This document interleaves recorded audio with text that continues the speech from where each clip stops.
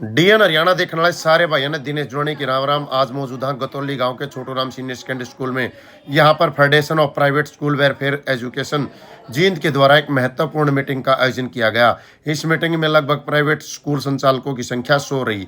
लगभग 100 के करीब स्कूल संचालकों ने इस मीटिंग में भाग लिया और आज की मीटिंग का क्या उद्देश्य था जानेंगे प्राइवेट स्कूल एसोसिएशन जींद के प्रधान से।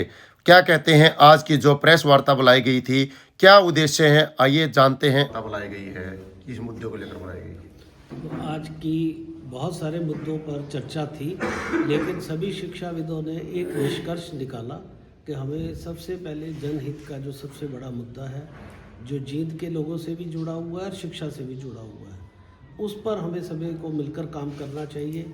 हमें समाज के हित पे काम करना चाहिए। और जींद को जो एनसीआर में शामिल किया हुआ है, एनसीआर के नाम से सिर्फ लोगों पर कुछ ना कुछ कानून ही थोपे गए हैं, कोई उसका फ़ायदा जो है जींद को नहीं मिला।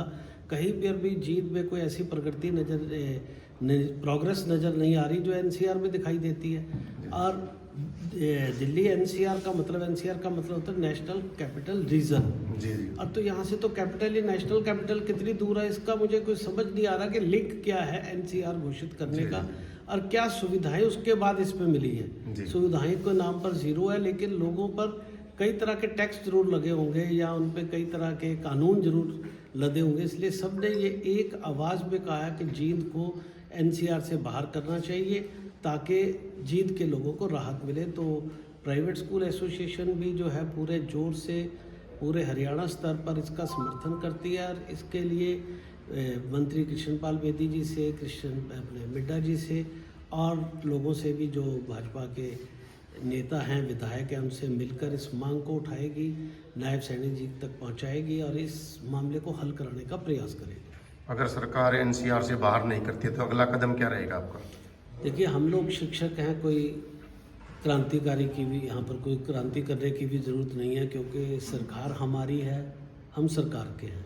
शिक्षक की क्रांति फैलाते हैं ना। मान लो अगर शिक्षकों की बात को नहीं माना जाता तो शिक्षक के तरीके से हम इस पर जन जागरण जो है कार्रवाई भी करेंगे, लोगों के अंदर जाएंगे।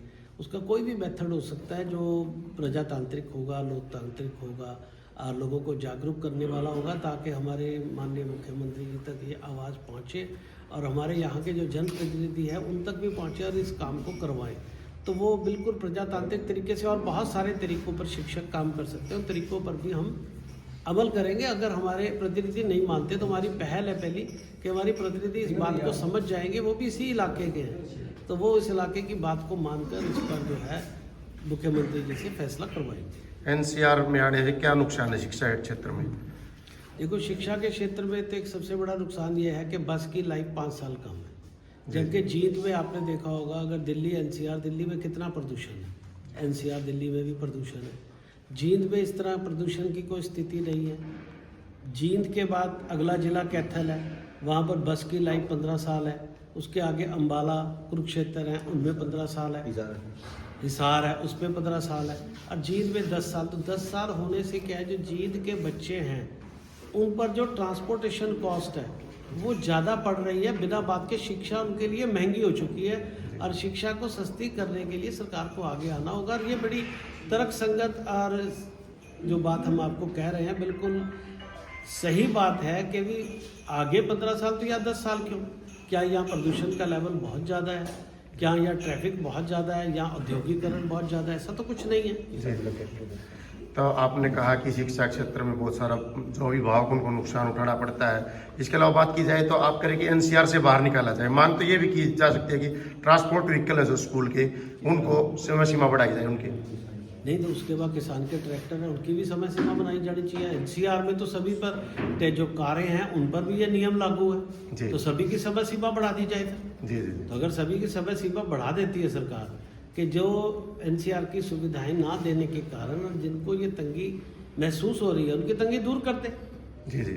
तो तंगी दूर करने की जगह हाँ कर दे। अगर आपका भी सुझाव, हमें कोई दिक्कत नहीं है अगर वो 15 साल सारे वाहनों की उम्र कर देती है। और भी जो अनावश्यक जो नियम लोगों को परेशान कर रहे हैं उनसे राहत दे देती है, तो वो भी इसका एक हल हो सकता है। अगर सरकार आपकी मांग नहीं मानती है तो उसके बाद अगला क्या कदम रहेगा प्राइवेट स्कूल एसोसिएशन का? तो मैंने कहा सरकार पहले तो कदम मानेगी, नहीं मानेगी तो प्रजातांत्रिक तरीके से आंदोलन करने के बहुत सारे तरीके होते हैं, जन जागरण के बहुत सारे तरीके होते हैं, नेताओं को जगाने के बहुत सारे जो है अच्छे तरीके होते हैं। उन तरीकों को हम अपनाएंगे और सरकार को मनवाएंगे। जी जी, your good name? Kulbhushan Sharma, मैं राष्ट्रीय अध्यक्ष हूँ प्राइवेट स्कूल्स। लोकतांत्रिक तरीके से बताओगे फिर हमें।